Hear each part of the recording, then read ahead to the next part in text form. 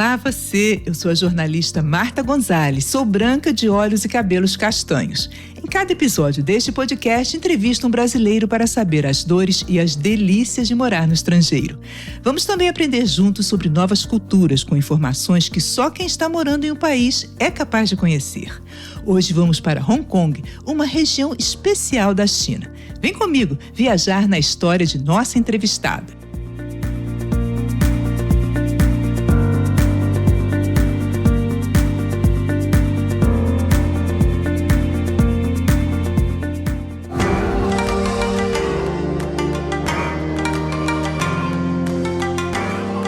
Antes de começar nosso bate-papo, convido você a assinar o podcast, assim você não perde nenhum episódio.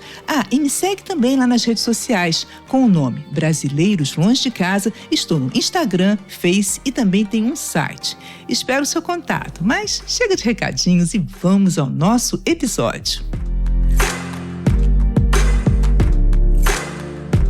Movimentada, cosmopolita e plural. Hong Kong é um território autônomo no sudeste da China. O local tem o maior número de arranha-céus do mundo. É conhecida como a Nova York asiática. Um lugar que mistura a tradição chinesa, a modernidade e o charme europeu, fruto da colonização inglesa por 156 anos.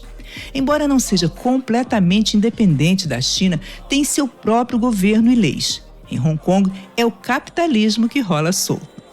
Nossa entrevistada de hoje, Marília Calegari, tem mestrado e doutorado em educação, além de ser autora de livros didáticos.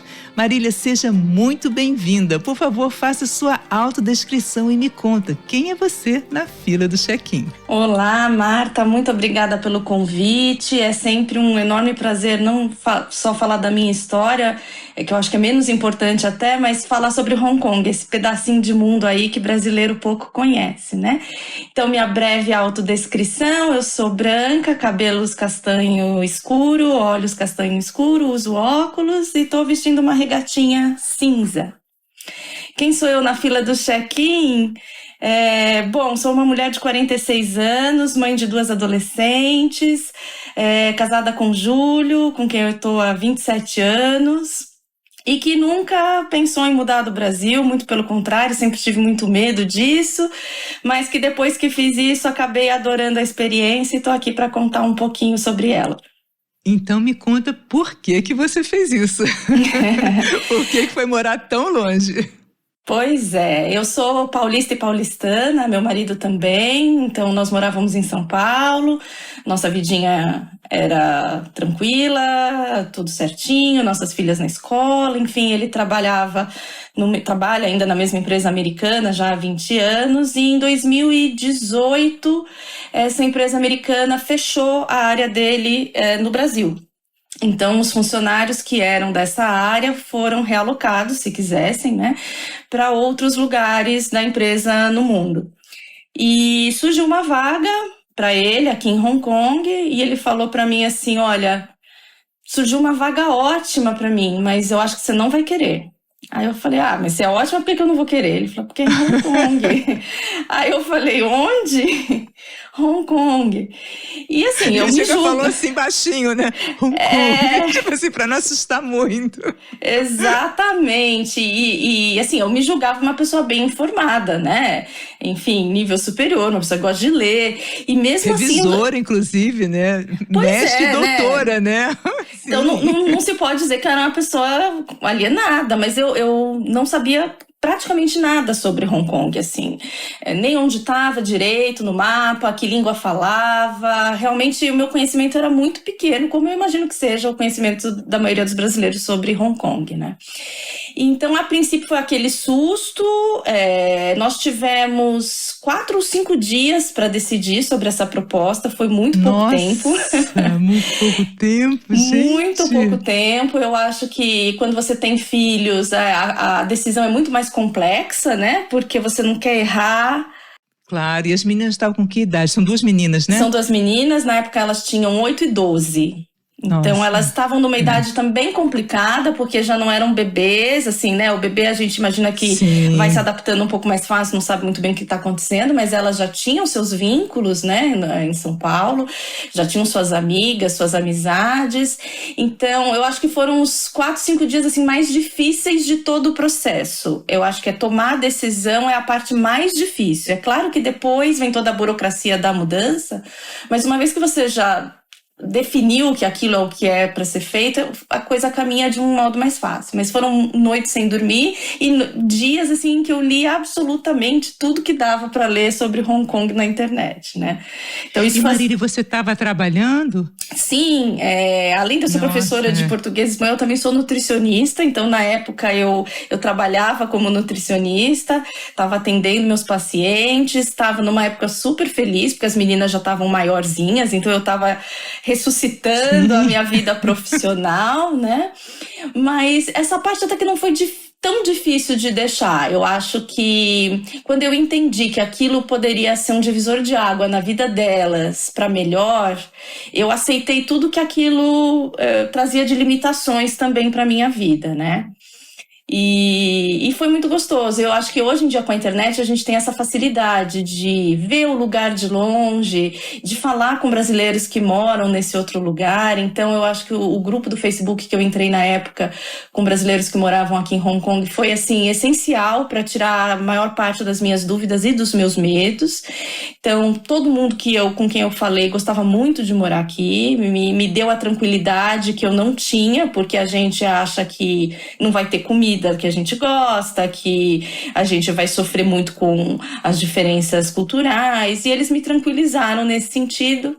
E pesando prós e contras, nós resolvemos aceitar o desafio, e eu sou muito feliz por essa decisão, que na verdade foi minha, porque meu marido falou assim para mim: olha, a gente só vai se você decidir ir, porque a sua vida é que vai mudar demais, né? Eu vou ficar trabalhando como eu sempre trabalhei. Saio cedo, volto tarde. As meninas vão para a escola, aqui a escola é integral, então elas vão ficar o dia inteiro na escola. Quem está abandonando a carreira, quem vai passar o dia inteiro sozinha, quem vai ter que se reinventar, vai ser você. Então a última coisa no mundo que eu quero é que você diga que essa mudança foi a seu contragosto, né?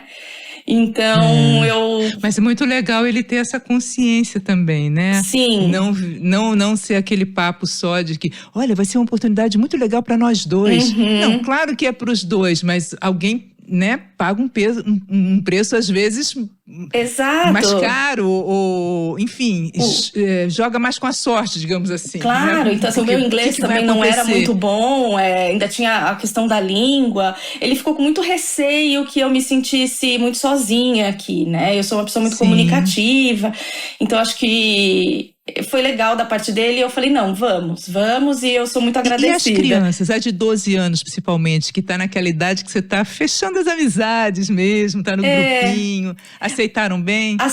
A mais velha muito mais facilmente do que a mais nova, por incrível que pareça. Olha. Acho que muito por personalidade, né? Então a mais velha, ela sempre foi um pouco mais desapegada, ela sempre teve muito claro o que ela queria fazer de carreira, ela sempre quis ser médica, então ela sabia já antes dessa idade que ela gostaria de estudar fora. Então para ela foi muito mais fácil. Embora ela tivesse as suas amizades, ela achou que, nossa, tem tudo a ver com o que eu quero para minha vida, mesmo tão novinha, né? A mais nova, ela já tem uma personalidade um pouco mais, como eu posso dizer, apegada nas coisas. Então ela sofreu um pouquinho, e o lado que a gente teve de convencê-la foi a questão da segurança, porque já tão pequena ela já percebia nosso medo de ladrão, nosso medo de violência. Então a gente falou, olha, lá é um lugar mais seguro, você vai poder andar na rua sozinha com um pouco menos de receio, e ela foi vendo que podia ter lados bons a mudança, né? E hoje em dia elas gostam muito de morar aqui e foram muito felizes aí na adolescência que passaram por aqui. E aí, tudo bem, vocês decidiram ir, tiveram 4 dias para decidir, e depois disso, quanto tempo para mudar? 4 meses, depois nós... 4 meses, isso, né? nós decidimos em... E apartamento, porque Hong Kong é uma das cidades mais populosas do mundo, dizem que os prédios são... É muito fácil encontrar prédios aí com mais de 50 andares, né? E apartamentos muito pequenos, aluguéis caríssimos, ou seja, não era fácil não, né? Não foi fácil não. A empresa ajudou de alguma maneira? Ou como é você, enquanto ele ia trabalhar? Como é que foi?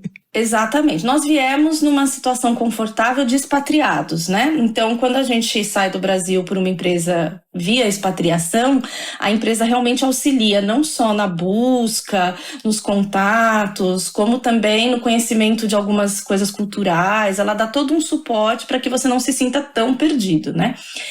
Mesmo assim, mudar para um lugar tão longe e no qual você nunca esteve, né? Meu marido já havia estado aqui a trabalho, mas eu nunca havia estado aqui. Então, é muito surreal. Você, né? A primeira vez que você já vai mudando. E é isso mesmo, assim, é uma das maiores densidades demográficas do mundo, são 7,5 milhões de pessoas, então se a gente pensar em São Paulo, na grande São Paulo, não é tanto, mas num espaço muito menor, então as pessoas são mais, ficam mais juntas aqui. E por conta dessa falta de espaço, até porque essa falta de espaço também se deve que o território de Hong Kong preserva 60% de área verde. Então, existe espaço, mas é um espaço verde que não é usado para habitação, o que é ótimo. Em compensação, os prédios são muito grandes realmente para acomodar tanta gente. Então, o prédio onde eu moro tem 81 andares, são 5 torres de 81 andares. Eu moro no andar... 81 andares. Eu moro no andar 66.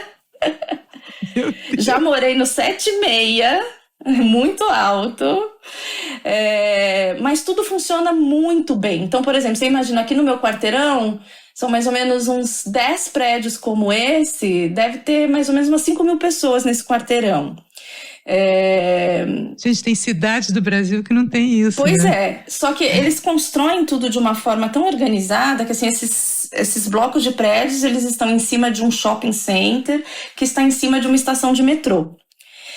E aqui é um dos lugares do mundo com maior uso do transporte público. 90% da população usa transporte público porque funciona muito bem. Então, porque imagina que toda essa gente saísse de carro às 8 da manhã. Ia ser o caos generalizado, né? Então, ninguém sai de carro praticamente. É uma mínima parcela da população que sai de carro. Então, a gente desce 2, 3 elevadores e já está dentro do metrô. Então, é muito prático. O que poderia ser o caos, na verdade, não é, né? Então, a gente não sente assim como, nossa, que muvuca, né? Claro, em alguns bairros a gente às vezes se sente com muita gente, mas é tudo muito organizado no geral. E tem também, eu vi uma matéria, tem umas esteiras também, né? Porque tanta gente andando na rua que tem umas esteiras para subir, para descer quando tem um declive ou não. Exato. Que nem as esteiras de aeroporto. É isso mesmo? São longas, né? São quilômetros de esteiras. É o maior escalator do mundo, assim, na cidade, é aqui em Hong Kong, porque a ilha de Hong Kong é muito montanhosa, né? Hong Kong... O todo é formado pela ilha de Hong Kong, que é a maior delas, outras ilhas ao lado e uma parte continental que é ligada ao sul da China, né? A parte continental ela é mais plana, mas a ilha de Hong Kong é muito montanhosa. Então, no centro, a gente tem esse escalator que nos ajuda a subir nas áreas mais altas da cidade, né? Íngremes.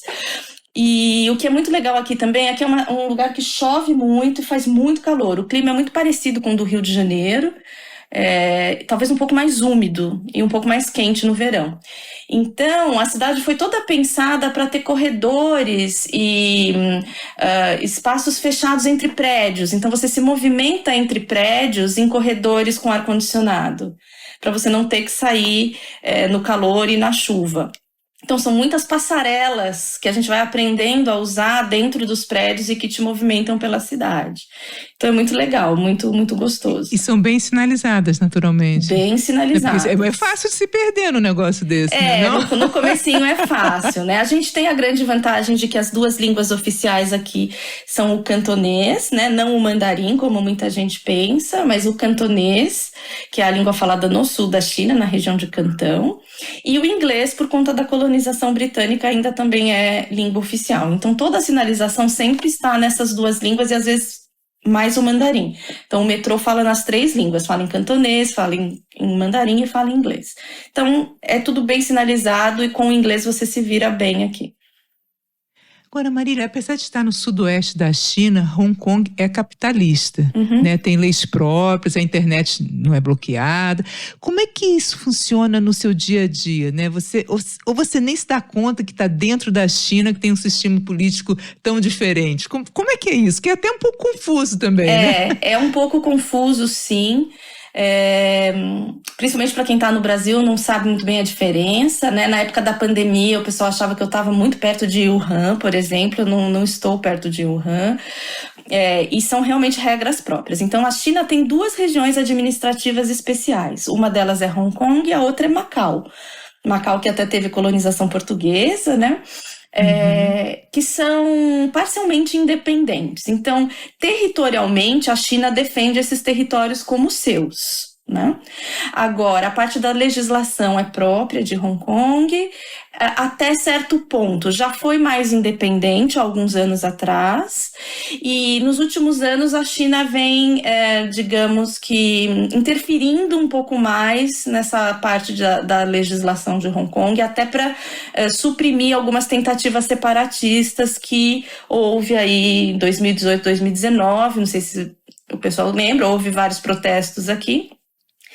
Porque os moradores de Hong Kong não querem perder o status democrático que a cidade tem, né? E que não se vê na China, né? Então, justamente, aqui nós temos a internet livre, teoricamente temos liberdade de expressão, o que não acontece tanto na China. Então, mas é estranho porque, por exemplo, um hongkonguês que queira ir para a China, ele precisa de visto. Ele tem um passaporte diferente. Então, quem é de Macau tem um passaporte, quem é de Hong Kong tem um passaporte, de China tem outro. Para circular entre esses países precisa de visto. Então, nesse sentido, parecem países diferentes, né? Mas, em alguns aspectos, fazem todos parte da China. Então, é uma situação um pouco diferente. Eu acho que é o cantinho que a China escolheu para ser abertamente capitalista, né? Uma boa definição, hein? Eu acho que agora, quer dizer, o brasileiro que for viajar, por exemplo, ele não precisa de visto para ir a Hong Kong. Mas por ser tão longe, naturalmente, ele vai querer dar uma esticada na China. Quer dizer, naturalmente, eu faria isso, né? Eu iria à China para conhecer também.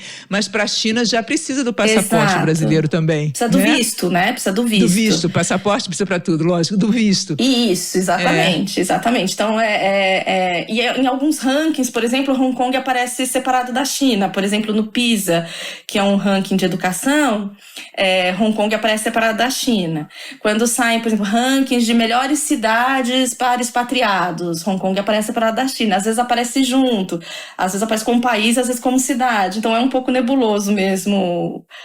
Não, eu fui fazer umas pesquisas, tinha hora que eu falei, gente, tem alguma informação aqui que está errada ou eu não estou entendendo?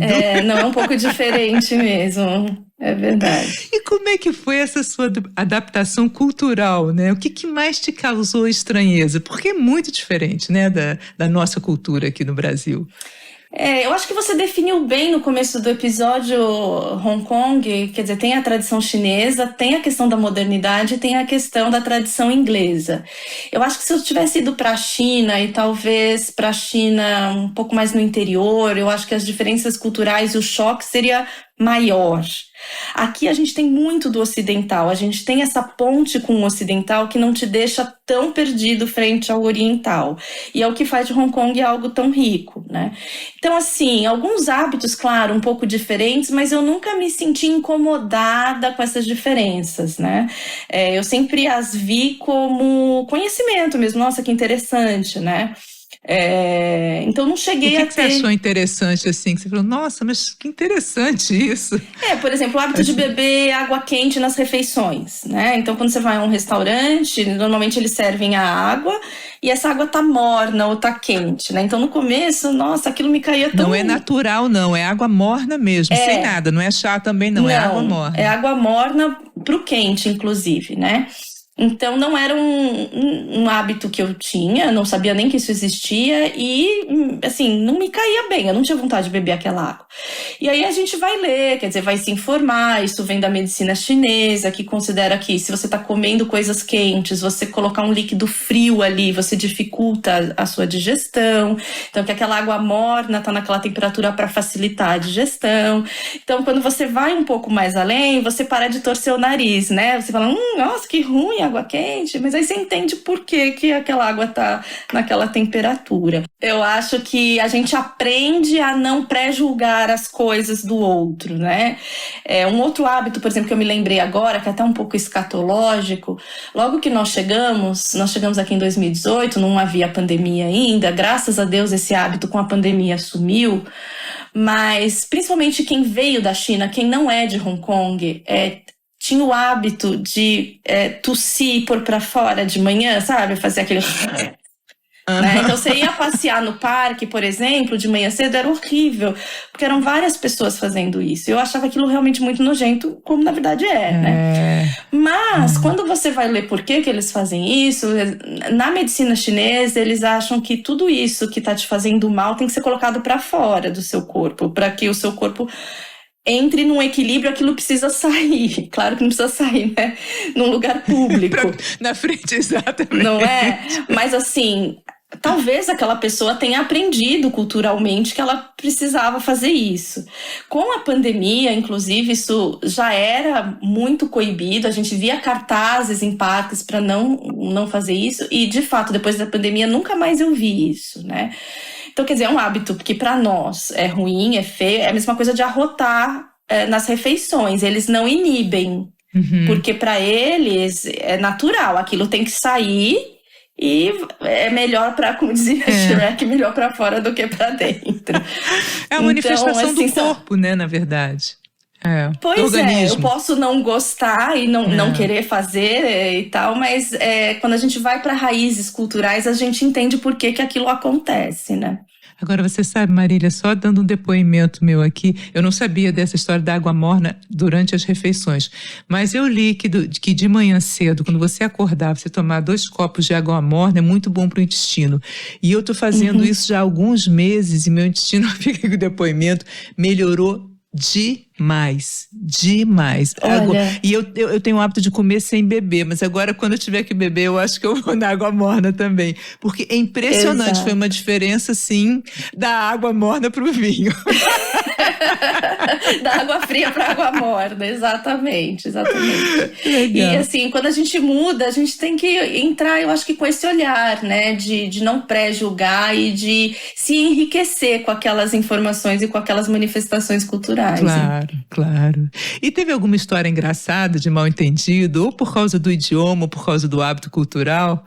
Olha, teve, eu acho que mais por conta da língua. Embora eu tenha falado que o inglês também é língua oficial, a gente não pode ser inocente a ponto de achar que eles são equivalentes aqui, porque não são. A população mais local, ela não fala inglês. Quando ela fala, é um inglês muito rudimentar. Então, se você pegar um taxista mais antigo, mais idoso, ele praticamente não fala nada de inglês. E profissionais, prestadores de serviço também falam muito pouco. Então, se você precisa de alguém para trocar uma lâmpada e tal, você vai precisar de uma ajuda, porque eles só falam cantonês e a gente realmente não entende nada. Não é que pode dar um jeitinho de tentar compreender, porque não entende nada.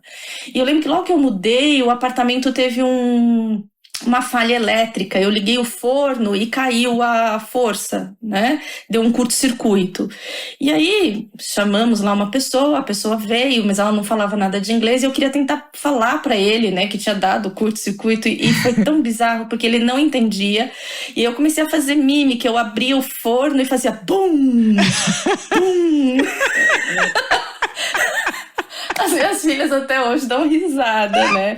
Eu sei que por fim ele entendeu, porque na época também eu não sabia usar o tradutor. Imagino que ele deve ter pensado, não, a senhora não deve cozinhar muito bem, é isso? Porque...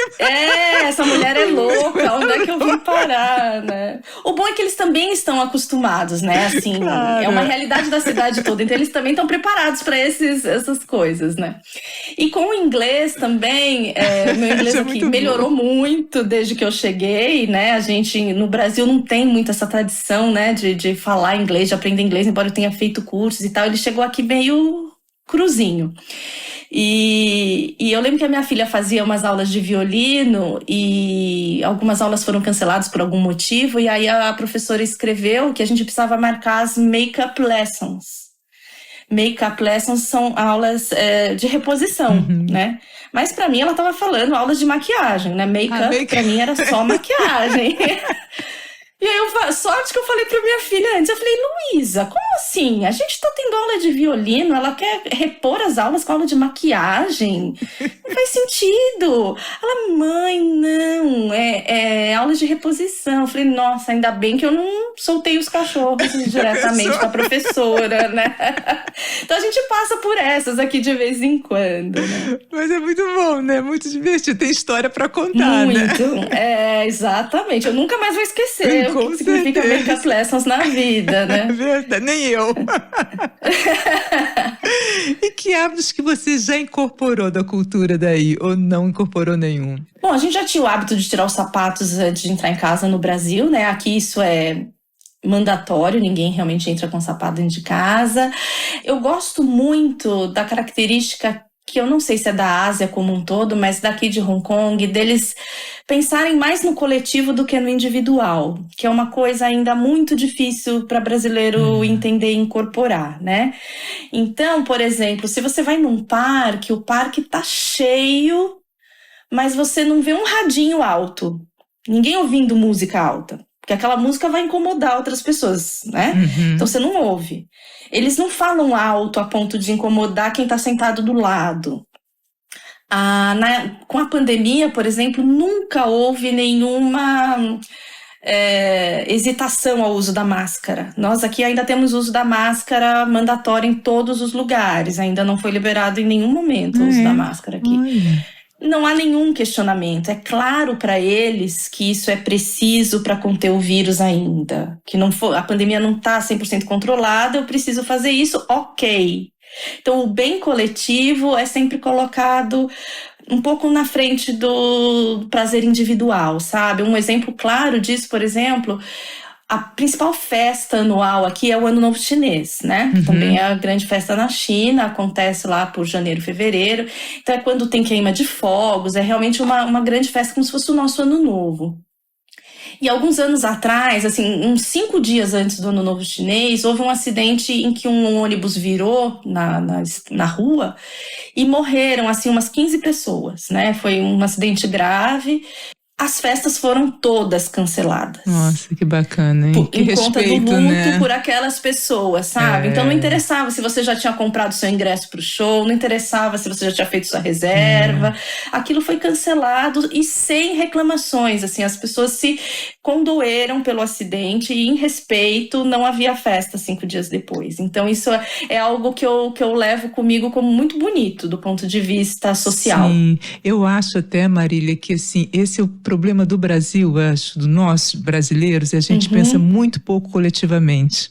Né? Se a gente pensasse mais coletivamente, enquanto sociedade, a gente estava no outro patamar, na minha opinião. Com toda certeza. Você vê que interessante, a gente está só para a gente marcar o tempo, a gente está em novembro, quer dizer, e eles ainda estão usando máscaras com toda, né, muitos lugares. Aqui no Brasil já está quase liberado mesmo, assim, poucos lugares. Exato. Você vai no hospital, no médico e tudo, mas assim, na rua todo mundo sem máscara, no emprego também, enfim. É muito bacana isso. Vamos falar um pouquinho de turismo? Aí tem uma estátua super gigante, que é o Big Buda, né? Que é a maior representação de Buda sentado no mundo, né? Eu até pesquisei e vi que a imagem tem 34 metros de altura. Só para dar uma ideia, o Cristo Redentor sem a base. O Cristo tem 30 metros e a Estátua da Liberdade, também só a estátua, 45. O Big Buda tem 34. Só que o Big Buda, ele é maior, ele é mais largo, né? É formado por 202 peças de bronze. Como é que a gente faz para chegar? Como é que é esse passeio? Porque eu acho que é imperdível, né? Para quem vai a Hong Kong, independente da religião. Imperdível. Sim, sim, é um dos passeios mais bonitos realmente de Hong Kong. Hong Kong tem uma beleza natural. Eu falo que a palavra que define Hong Kong para mim é contraste, porque ao mesmo tempo você tem arranha-céus e bancos e mundo financeiro, e você anda 10, 15 minutos, você tem uma área verde maravilhosa, com muitas praias, que você chega muito rapidamente, muito parque. E o Buda é um desses passeios maravilhosos, é muito fácil de se locomover aqui em Hong Kong, como eu falei, com transporte público. Então você vai de transporte público o tempo todo, você desce numa estação de metrô e de lá você tem que pegar um teleférico. Esse teleférico vai fazer a subida de uma grande montanha. Em cima dessa montanha que está o Buda sentado. Então o passeio em si já é lindo até chegar no Buda. Você vê nesse passeio o aeroporto de Hong Kong, que é um dos maiores do mundo, um dos maiores aqui da Ásia, né? Já foi um dos mais movimentados do mundo antes da pandemia. Você vê a maior ponte sobre o mar que existe no mundo, que foi uma ponte construída entre Hong Kong e Macau. Ela foi inaugurada há uns 2, 3 anos, ela é enorme, então você também vê desse passeio, até que você chega nessa área do Buda, que é uma área de muita paz. Muito verde, né? Muito bonita. Verde, ele lá em cima, sentado, é imperdível, assim, é um dos passeios realmente que vale muito a pena fazer e é muito acessível do ponto de vista prático. Então, hashtag fica a dica aí para o turista. E comida e bebida? O que é típico daí? Então, eu vim com muito medo, porque essa minha filha mais nova, ela é muito seletiva para comer, ela não gosta muito de novidade, temperos diferentes, então eu vim com muito receio. Mas aqui a gente encontra praticamente tudo que a gente encontra no Brasil, com a exceção de itens assim muito específicos, por exemplo, azeite de dendê, às vezes demora um pouco mais pra gente achar, um queijo coalho a gente não vai achar, mas assim, a comida do dia a dia, Hong Kong é legal porque assim, ele não produz muita coisa, não é um território que produz, mas ele importa de tudo que é lugar do mundo. Então assim, a gente tem o leite suíço, a gente tem muita coisa que vem dos Estados Unidos, muita coisa que vem do Reino Unido, fresca mesmo, sabe? Carne, etc. Então a gente acha tudo que a gente precisa. Claro que é mais caro, né? Porque tudo que é importado acaba ficando um pouco mais caro. E como eles não consomem, por exemplo, eles não consomem muito leite, né?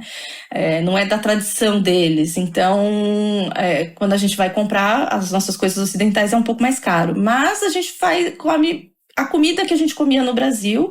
E se a gente quiser, tem a culinária do mundo todo aqui, né? Principalmente asiática. Então, muitos restaurantes tailandeses, indianos, japoneses. Então, é uma diversidade enorme. E Hong Kong tem um prato típico? O prato mais típico aqui é o dim sum, que é como se fosse um bolinho cozido naqueles cestos a vapor. Recheados muitas vezes com verduras ou com carne de porco, que é muito comida aqui, carne de porco. Essa é a comida mais tradicional, são vários restaurantes que têm os dim sum. Eu gosto, eu sou vegetariana, então acabo não comendo todos os recheios, mas eu gosto, não adoro, não é uma coisa assim que eu falo, nossa, é maravilhoso, é o meu prato preferido, mas eu gosto. Essa minha filha, por exemplo, não come, é mais nova, né? Então ela continua lá no arroz e feijão dela, estrogonofinho que a mamãe faz e segue a vida. De vez em quando consegue experimentar uma coisinha nova. Mas culturalmente, gastronomicamente também é um lugar muito rico com culinária do mundo todo. Legal. Nossa, Marília, muita coisa, né? Hong Kong realmente é muita coisa. A gente tem um tempo do episódio e eu costumo encerrar perguntando o que o brasileiro pode ensinar a quem nasceu em Hong Kong? Olha, eu acho que a nossa criatividade, eu acho que ao passo que eles são muito disciplinados, falta para eles, às vezes, um jogo de cintura que a gente tem no Brasil, né? Sair um pouco da caixinha é algo que a gente faz com mais facilidade do que eles. Então, acho que o brasileiro poderia, talvez, ensinar. E isso é valorizado aqui. Como não é comum, um profissional brasileiro que tenha esse perfil é muito valorizado, né? E a nossa alegria, a nossa simpatia. Então, aqui não é comum, por exemplo, a gente se cumprimentar no elevador. Ninguém fala bom dia no elevador. E não é um sinal de antipatia, mas eles são quietos, eles são mais fechados, né? Se você fala bom dia, eles respondem respondem. E se você começa uma conversa, eles continuam, mas eles não vão invadir a sua privacidade começando um papo falando como é que tá o tempo hoje, que nem a gente faz. E eu sinto um pouco de falta desse papinho do dia a dia, sabe? E o contrário, quem nasce em Hong Kong é hongkonguês. Hongkonguês, né? O que o hongkonguês pode ensinar ao brasileiro? Eu acho que é o que eu citei, né? Eu acho que é colocar o bem coletivo na frente do bem individual. Limpeza, organização. Eu acho que isso o brasileiro ainda precisa desenvolver um pouquinho. E é uma pena que o Brasil não olhe tanto para a Ásia. Mesmo na época da pandemia, o Brasil é muito focado em olhar para Estados Unidos e Europa. Verdade. Né? Então eu via notícias, era sempre Estados Unidos e Europa. Verdade. Por que não olhar um pouquinho para cá e ver tudo que é possível aprender com os asiáticos como um todo, né? Marília, a gente mal olha, a gente mal olha para a América do Sul.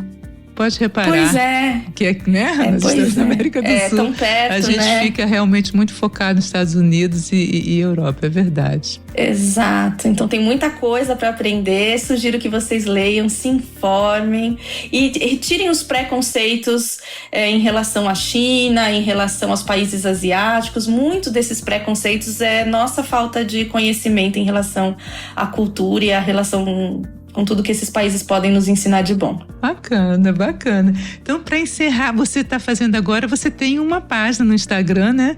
Que você fala. Então, fala um pouquinho da sua página, convida os nossos ouvintes para te seguir lá, para a gente encerrar o episódio.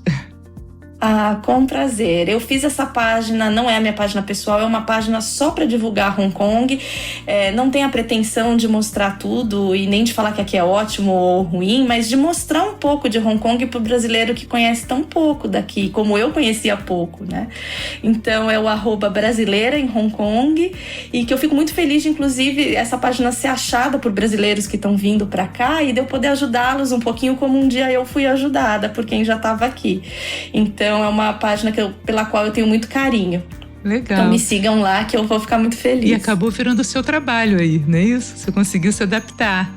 Pois é, exatamente. Então fico muito feliz de poder divulgá-la e de poder falar um pouquinho de Hong Kong aqui no teu podcast. Bacana demais, Marília. Gente, eu tenho um recadinho antes do final. Estamos em dezembro e este episódio encerra a 3ª temporada do podcast. Vamos fazer um pequeno recesso nesse período de festas e ano que vem estaremos de volta com muitas novidades. Assina ou segue o podcast e também me segue nas redes sociais. Assim você não perde nenhuma informação sobre o nosso retorno. O Instagram é @brasileiroslongedecasa. Aproveito para agradecer a sua companhia e desejar um Natal feliz e que o ano que vem seja um ano mais leve, mais alegre, com energia lá em cima. Obrigada pela companhia, sintam-se todos abraçados. Beijos, beijos, beijos e até o ano que vem. Tchau!